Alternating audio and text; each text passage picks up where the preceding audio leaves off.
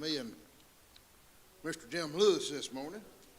I saw him walk in, and I said, well, I guess he's doing Sunday morning class. And then he goes over and sits over there behind me, and I said, well, I don't guess he's doing Sunday morning class. I better find out. We're going to continue along with in our Sunday morning book. We're going to be dealing with Noah and his family. As you know, I've done this before on Sunday morning, and I love to have different people do things. As in we are in a class, so let's see. We'll start with, we'll just go through and read the scriptures that are laid out for us through the book. And if anyone wants to volunteer to read a section or a couple verses or whatever, that'll be fine too with me. I have no objections to that. And this thing is hot as all get out. Back a little bit. That in my mouth one. Genesis chapter 7, verses 1 through 7. Somebody want to read that section?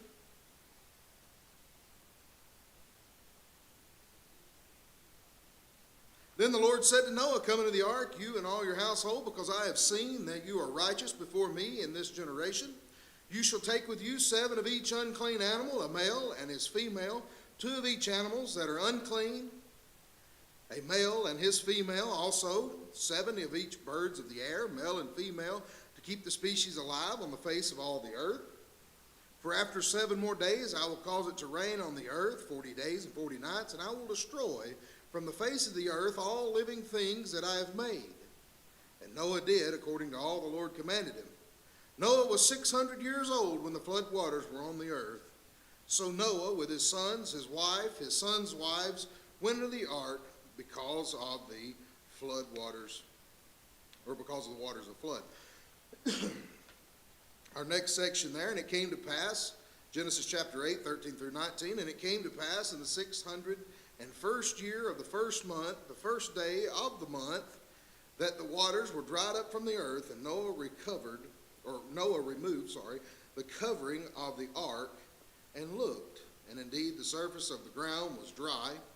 And in the 2nd month of the 27th day of the month, and in the 2nd month, on the 27th day of the month, the earth was dried. Then God spoke to Noah, saying, go out of the ark, and you and your wife and your sons' wives with you. Bring out with you every living of all flesh, that is you, birds and cattle, and every creeping thing that creeps on the earth, so that they may abound on the earth and may be fruitful and multiply on the earth. So Noah went out, and his sons and his wives and his sons' wives with him. Every animal, every creeping thing, every bird, whatever creeps on the earth according to their families, went out of the ark. Genesis chapter 9, 1 through 17. So God blessed Noah and his sons, and he said to them, be fruitful and multiply, and fill the earth. And the fear of you and the dread of you shall be on every beast of the earth, on every bird of the air, on all that move on the earth, and all the flesh of the sea. They are given into your hand. Every moving thing that lives shall be food for you. I have given you all things, even as the green herbs. But you shall not eat flesh with its life, that is, its blood. Surely for the lifeblood I will demand a reckoning. From the hand of every beast I will require it, and from the hand of man. From the hand of every man's brother I will require the life of man. Whosoever sheds man's blood, by man his blood shall be shed. For in the image of God he made man and you. And as for you, be fruitful and multiply. Bring forth abundantly in the earth, and multiply in it.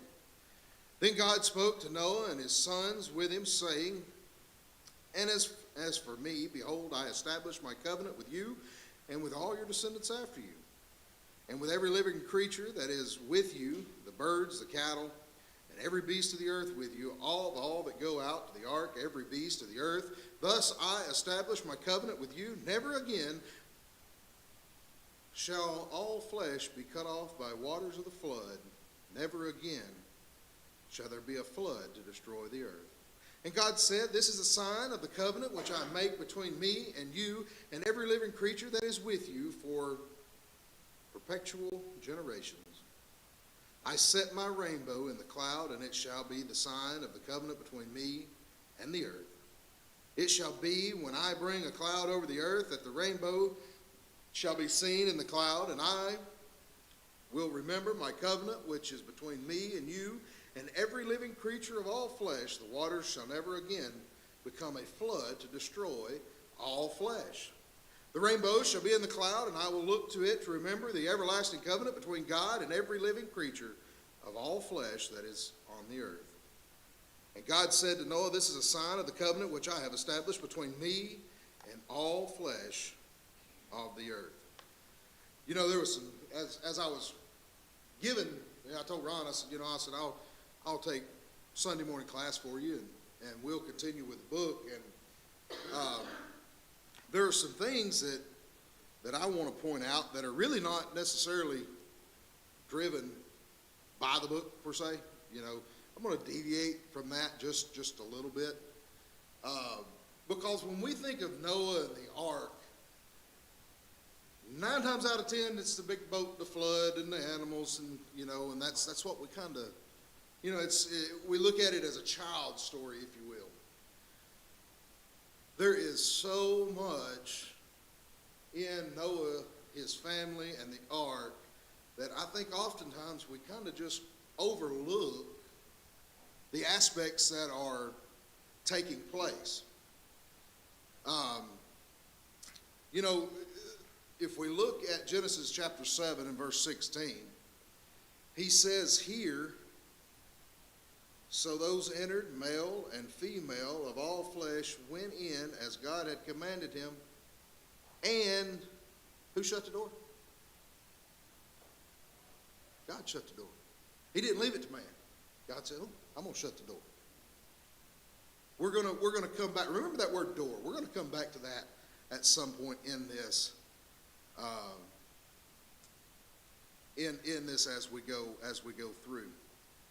Have you ever thought about how old were the animals that went onto the ark? You ever wondered, because we're not told. I mean, we're not given a specific age or anything of that nature. Have you ever just sat down to think about it? Because God told Noah, you got to keep them alive. You got to be able to keep those animals alive till this is over. Anybody know how long were they in the ark? A little over a year that they were in the ark. They were in there 40 days, 40 nights. No, it was almost a year or a little over a year that Noah and his family and all these animals are in this ark. Now let me see if I can find it. I did look to see in today's standard measurements. Yeah, there it is. In today's, standards of feet and inches, roughly, I wasn't there when it was built, but about 450 feet long, about 75 feet wide, 45 feet high. That's roughly about how big the ark was. And there again, hard to go back and say because how did they measure things? They were measured with cubits. What's a cubit? I guarantee you. I guess. But when you go back and look, how big was man when they measured that?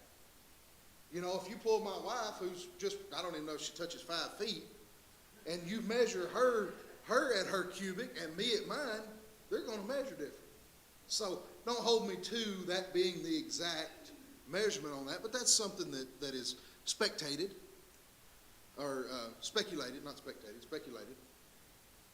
But then when you think about the animals that went forth, how did Noah get them? God brought them to him. God chose them.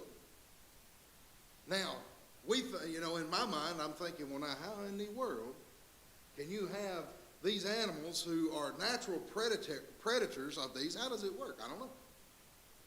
Couldn't tell you. God did it. God brought them in. He chose those. So, there's some things there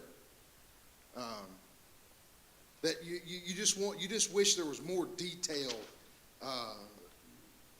to what was actually taking place. We get a lot of detail on a lot of things, but this is one of those where we're not really given a lot of detail.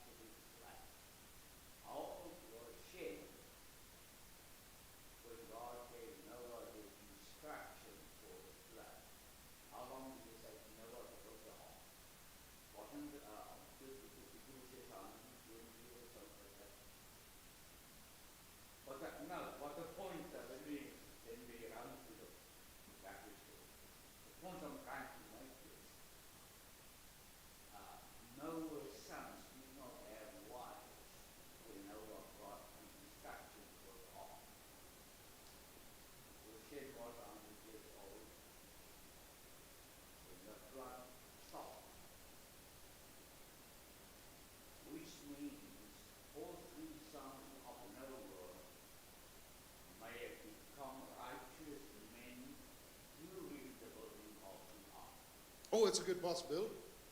There's no doubt, because we see mankind being just despicable, if you will. Yeah, but now Noah is now teaching his sons. And during the but they met their wives afterwards. Well, during this whole time, the building of the ark, Noah is not. Could you imagine what people are talking and saying to Noah at this point? What are you talking about rain? What are you talking about? They'd never seen it. I mean, you're talking about water that was. I picture it kind of like the dew of the morning. God took care of it. He didn't send the rain. So now, you're telling me that this stuff that's on this grass is going to get so deep? Well, you're crazy. I mean, put yourself out there in Noah's shoes. But yet, he never stops preaching. He never stops teaching. He never stops doing what God had commanded him. And it's evident of that. Because like you said, here his 3 sons, they have now came in with having wives. And you wonder what that conversation looked like. And that's some of those things where it's like, man, just give us some more detail on it, because I love it.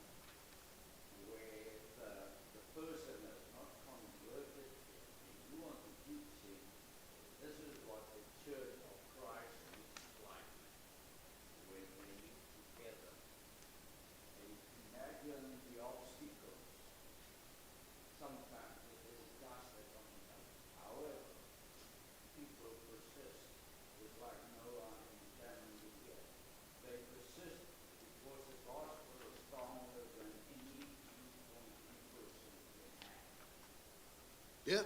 And that is what keeps the Christians going, because they can see Well, what does keep drive most, I would dare say 99.9% of people is hope. You know, without hope, that's where you get into so many people who lose hope and they lose their life. I mean, because there's no hope. So, absolutely.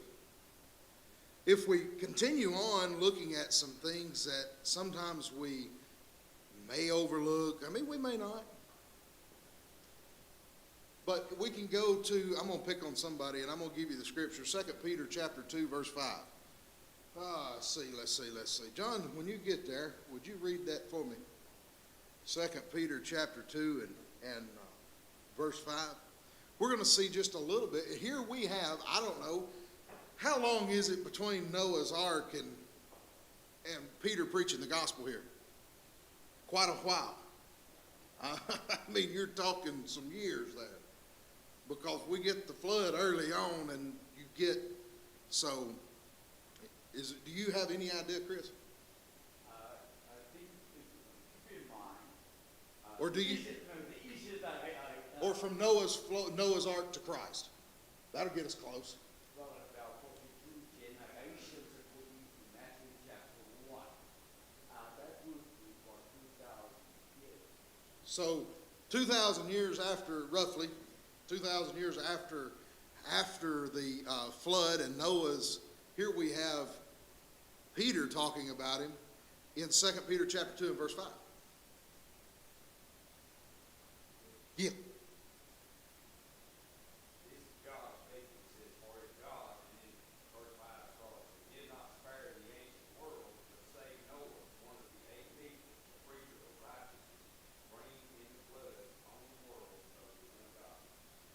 Now that was God's words. And what did he call Noah? A preacher of righteousness. In a world filled,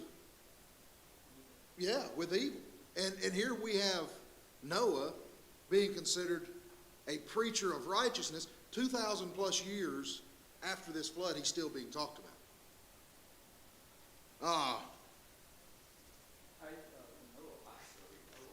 Yeah. No, don't put me in that category now. But to get back to Noah as a preacher of righteousness, in chapter 5 of Genesis, the Bible says that God considered destroying the earth. That was Noah's great righteousness that changed the mind of God. Yeah. So are you a Noah today? So even humble. Absolutely. You know, and then not only, while we're on this of being things that we may overlook, let's look at some comparisons between Noah and God's church, or Christ's church. Let's take a dive into some of those. How many arks were there? How many ways are there?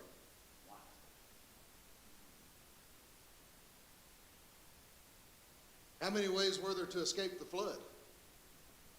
How many ways is there to escape the judgment? In John 14, verse 6, we have Christ saying, I am the way, I am the life, and no man comes to me except through, or no one goes to the Father except through me. You see, no one was going to be saved in Noah's age except for on that ark. And same way with Christ. Then, John chapter 10, verse 9. Somebody grab that one. John chapter 10 and verse 9. Remember I told you to keep that little word, the door, in your mind? How many doors were on the ark? One. Genesis 6:16 tells us that. God shut the door. Then in John chapter 10 and verse 9,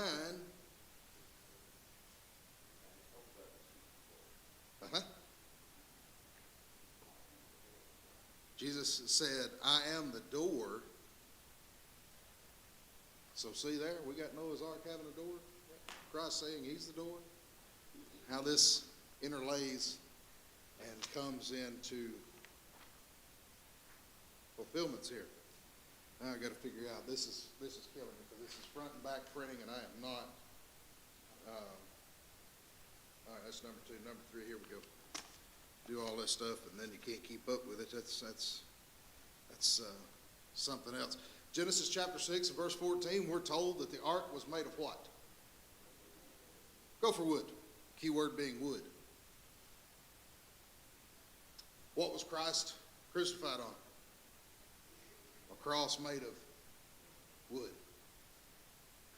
Then when we look at 1 Peter chapter 3, 20 and 21, I will get someone to read that.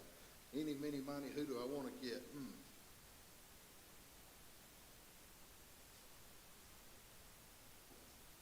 Sydney, would you read that for us? 1 Peter chapter 3, verses 20 and 21.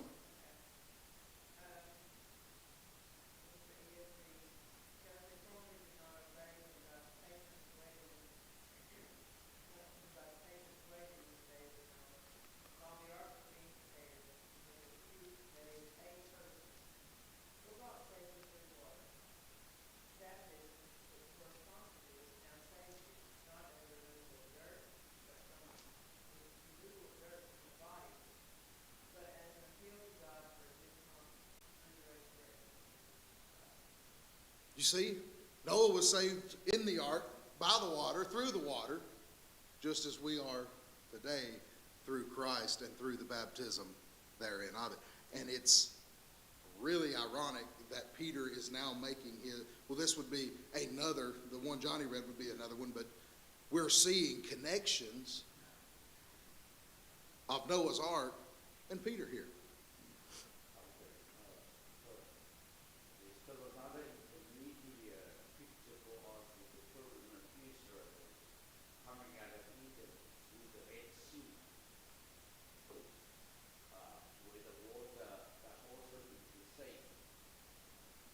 Yes. Well, I'm trying to specifically hit with Noah. The Bible is made sure that we cannot have any misunderstanding. Right, absolutely. I've often wondered how you get past the verse that Cindy just read in water salvation, in baptism through salvation.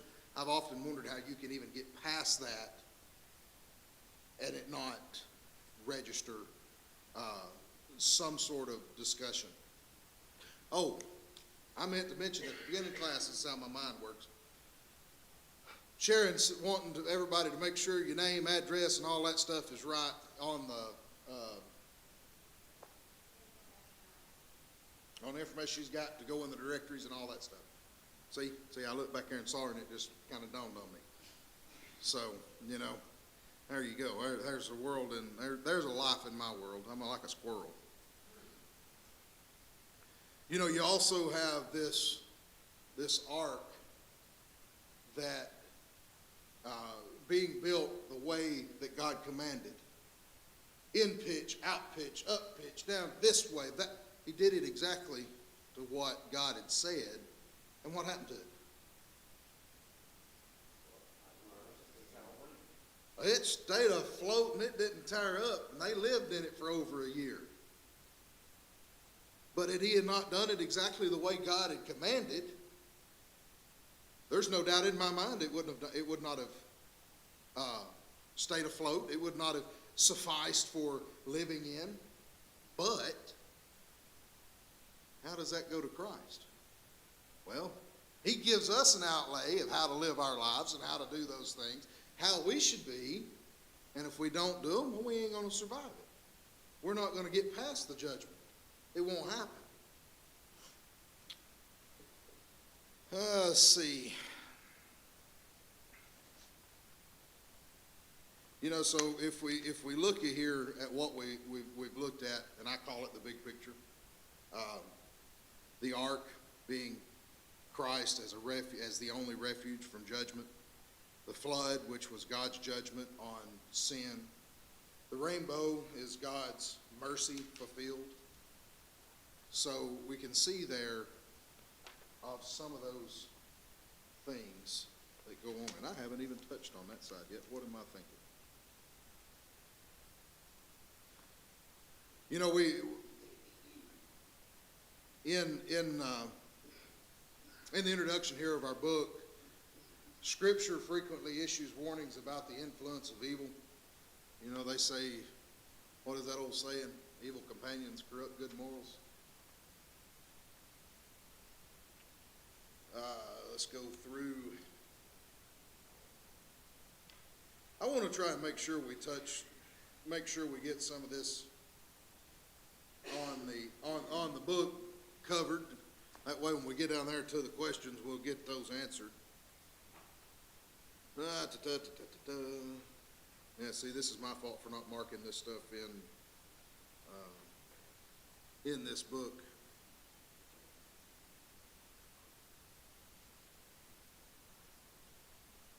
We touched on Genesis 6:5 there. We touched on that on page 14 in the first paragraph. As we seek to answer these questions, this lesson will focus our attention on the life and patriarch Noah, despite the overwhelming wickedness prevalent in his day. See, the wickedness that we face now, there's nothing, God says there's nothing new under the sun. It might be a little different as far as what you're having to endure. It might be a little different than the way that you don't have to fear the walk up to them, crucify him like Christ did, you know.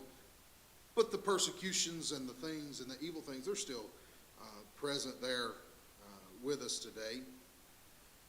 His intentional obedience to God's plan set him apart from those who lived in a violent and corrupt manner.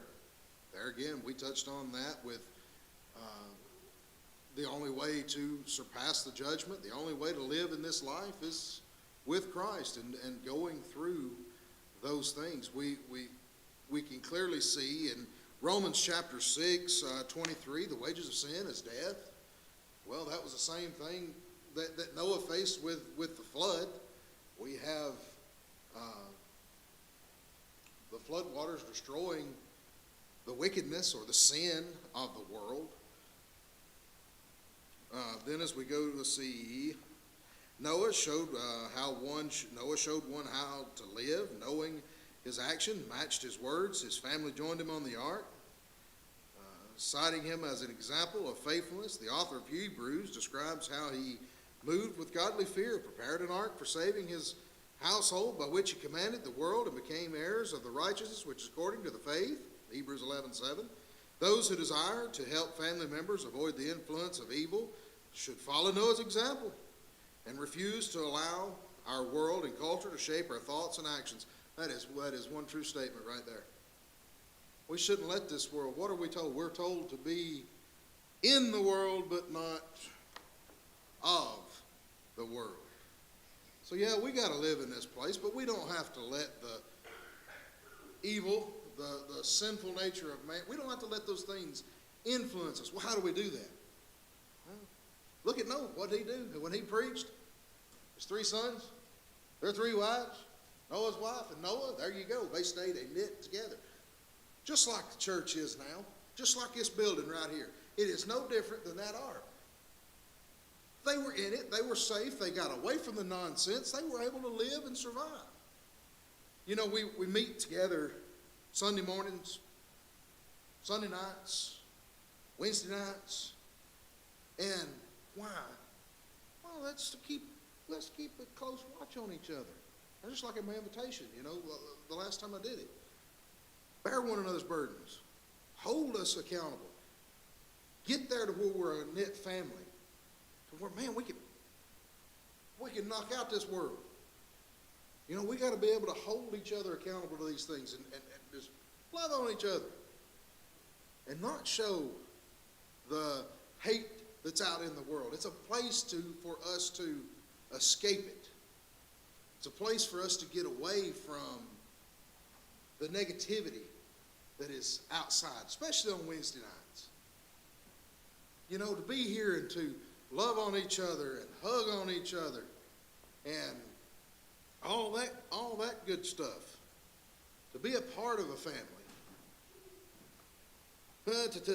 Additionally, we, like him, and must prioritize reaching our family members with the gospel. It may not be easy to live faithful lives, and those are around us that are living wickedly, but it is necessary. Thankfully, Noah provided it is possible to have a positive influence on your family members. What did he say? What did Christ say? Him who loves who? Father and mother are more than me, are what? Not worthy of me. If we put our family ahead of God, well, you ain't worthy of Him. Now that's the cold hard truth. You know, it's difficult. I'm 33 years old and I'm a mama's baby. Now that's just all there is to it. Me and my mama don't see eye to eye. I do not agree with the things that she does in her life. But when my mama gets into trouble, guess what? I'm right there. When you disrespect my mama, I'm right there. I went up there with my nephew, who is, 9, 10 years old, and wants to be just an outright turd to my mama. I don't put up with it. You don't disrespect my mom. Everybody's got a mom. Ladies, if you feel like I disrespect you, let me know, because it's not intentional. I guarantee you. Starla, I love to pick on you. But if you feel like it disrespects you, let me know, because I don't do those things to make you feel disrespected. I have a mother. I have a wife. I know how that feels. Anyway, there is, we got a family bond. Let's go on down here with our books and continue along with the ark on page 14. Because of the wickedness characterizing the people who lived on the earth during Noah's life, God decided to destroy them with the earth. Here it is. I don't know how long after God made. Jim, do you know about how long it was from the time that God made the earth till He destroyed it?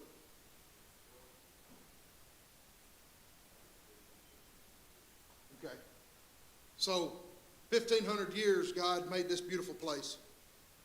And within that time frame, He said, I'm done with it. Just done with it. I mean, here He has what we look at. We sing a song about it. How beautiful this place is. And how wonderful. And when you stand in awe and look at just the nature around you. And yet God said, well, it's evil enough, I'm going to get rid of it. Page 15 at the top, revealing the plan. Genesis 6:14 states, make yourself an ark of gopher wood. So he goes through, he tells him how to do this. Then he goes in there and Genesis 7:2-3 is going to tell him what to take. And we've already pointed out, it was interesting to me that Noah did not go out and pick and choose. God sent them to him. Noah didn't have to go out there and, that was good. Better not. God sent them to him. He didn't have to go out and do all that. Well, whereas God previously charged Noah with bringing 2 of every kind of animal, how He provided further direction about the number of clean animals were required for the sacrifices offered following the flood. After commanding Noah to board the ark, his family and the animals, God continued, for after 7 more days I will cause it to rain on the earth 40 days and 40 nights. I will destroy from the face of the earth all living things that I have made. Now that's a hard, I don't envy that decision. For God to have to say, I'm going to destroy it all. Because there's been too much wickedness. Let's jump into page 16 there, around deliverance. We can only imagine the force of the water that both spouted from the fountains of the deep and fell from the sky. The ark was likely swept about as the water level quickly rose and covered the earth. However, perilous that initial period seemed, God, who shut Noah and his family into the ark before the catastrophe, continued to watch over and protect them. When it was time for the flood to end, God remembered Noah and every living thing and all the animals that were in the ark, and God made a wind to pass over the earth, and the waters subsided. Attempting to evaluate the situation and the condition of the earth, Noah opened the window of the ark which he had made. He then sent out a raven, which kept going and to and fro until the waters had dried up from the earth. His second attempt to obtain information involved releasing a dove. He did this, according to verse 8, to see if the waters had receded from the face of the ground. The dove Noah received found no resting place, for the sole of her feet returned into the ark to him, for the waters were on the face of the whole earth. After 7 days he repeated the process. This time the dove came to him in the evening, and behold, a freshly plucked olive leaf was in her mouth, and Noah knew that the waters had receded from the earth. Isn't it? There's that beautiful number again. After how many days? 7. From listening to Ron and everything, I've come to the conclusion 7 means complete. After 7 days, after completing his flood and completing all that, now we're fixing to come out of it. Just interesting food for thought there. Let's move down to the blessings. Things on page 17. Things were vastly different after the flood when Noah and his family disembarked from the ark. They faced the task of rebuilding and repopulating the earth. Thankfully, God blessed their efforts and provided help. He declared, "And the fear of you and the dread of you shall be on every beast of the earth, on every bird of the air, all that moved on the earth, and all the fish of the sea. They are given into your hand. Every moving thing that lives shall be food for you. I have given you all things, even as the green herbs." Prior to this time, God had given man the right to Prior to this time, God had given man the right to eat only vegetables and fruits. He now allowed man to eat meat. Consequently, animals would no longer come to man. As they did, they went onto the ark with Noah. Nevertheless, the provision of meat was not without boundaries. Man could kill and eat flesh, but he was forbidden to eat flesh with its life, that is the blood therein. Let's move. There's our first buzzer. Y'all want to do the questions? We'll move over to the questions on page 20. What did, according to Genesis chapter 7 and verse 1, what did God say about Noah? He was a righteous preacher. We learned that in Peter, but he was a righteous man. What distinction is made between animals for the first time in Genesis? How old was Noah when the flood occurred? How did Noah know when the earth had completely dried up? What did God instruct Noah and his sons to do? Why was it wrong for man to murder a fellow man?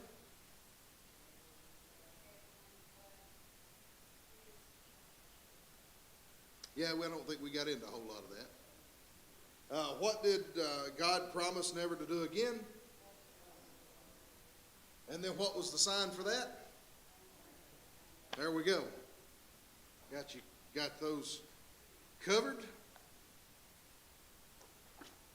And since we still have just a few minutes,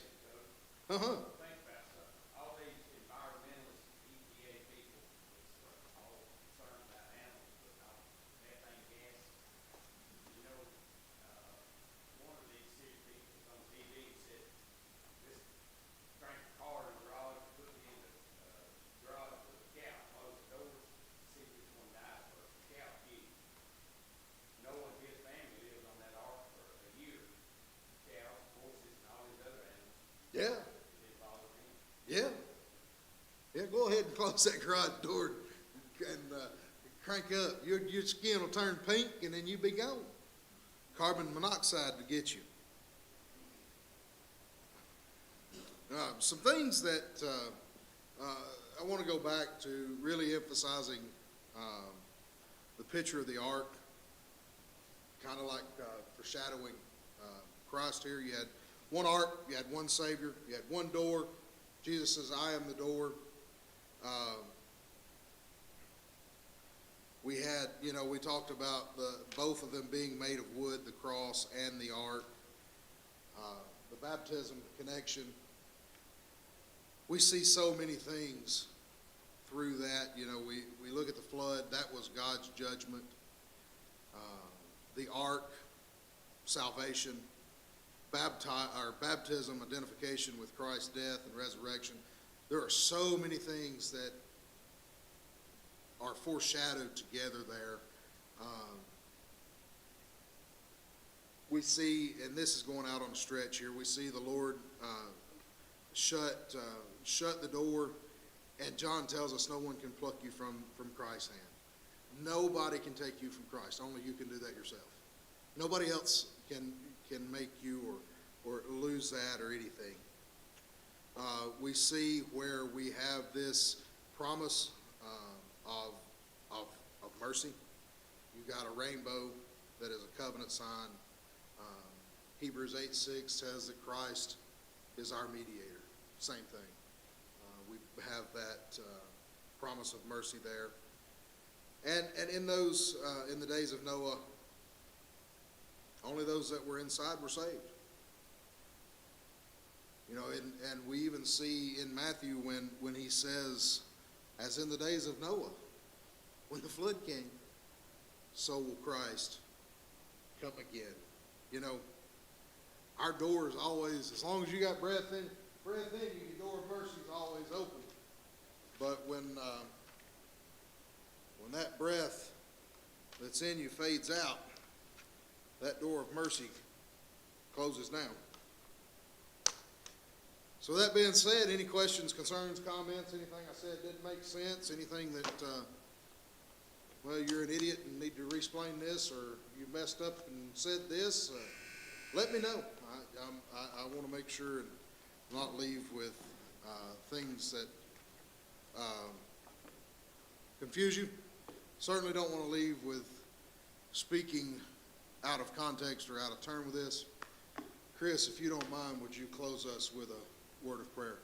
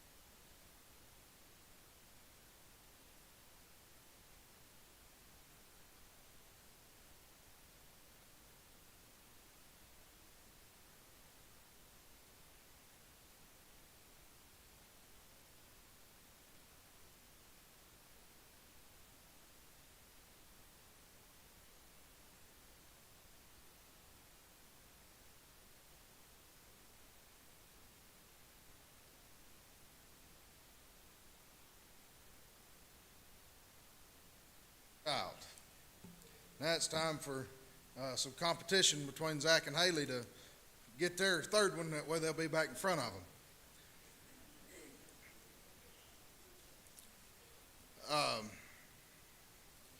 With that being said, while we're on that, let me go back. So apparently Felix knew that I was filling in for him, and I haven't spoken to him, and I get a text message. Here's a picture of the announcements that I have. So he's assuming that I'm filling in for him. So remembering Randy Lawson having difficulty with his legs and some things that are going on there, where I believe the nerve system, however you want to put it, his body's shutting his legs down. Let's just do it that way. If you want more detailed information on that, get with Rick. He can fill you in much better than I. Keep Megan Spencer. I'm going to keep announcing it. I'm going to keep saying it in your prayers. She's not much older than I, and having to go through a lot of things with treatment-wise and all of that good stuff. The Knox family, keep them in your prayers. Judy, she was here this morning but then left. I don't know what was going on there, but she started feeling ill and took out. Remember Tide, which is Judy's nephew with a broken arm. Grandson. I don't know what I said nephew for. I hear it out there. Yeah, her grandson.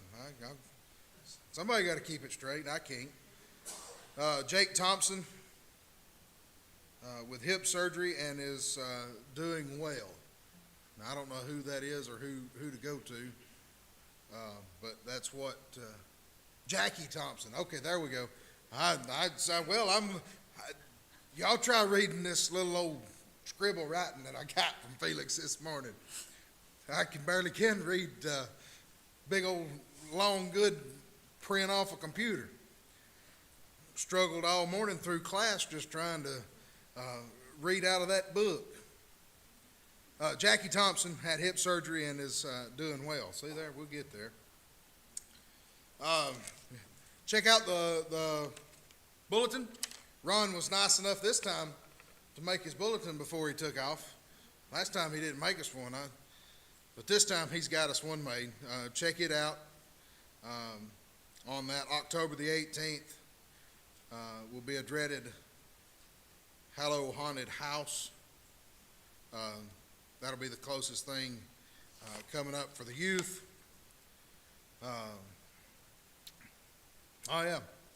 Jim Lewis is with us today. He's going to be filling in for, Felix was supposed to fill in for Ron, but Lauren decided to have a baby this week, so Jim's having to fill in for Felix, who was covering for Ron. But Jim Lewis will be here with us this morning, and he's going to break tradition now. He's going to be down here in the floor instead of up here on the podium. I'm just going to let you be aware of that. September 14th, you've got the ladies digging deep, and then is that next Sunday? Yes, it is. Next Sunday. Huh? Today's not the 21st. I've already announced digging deep being the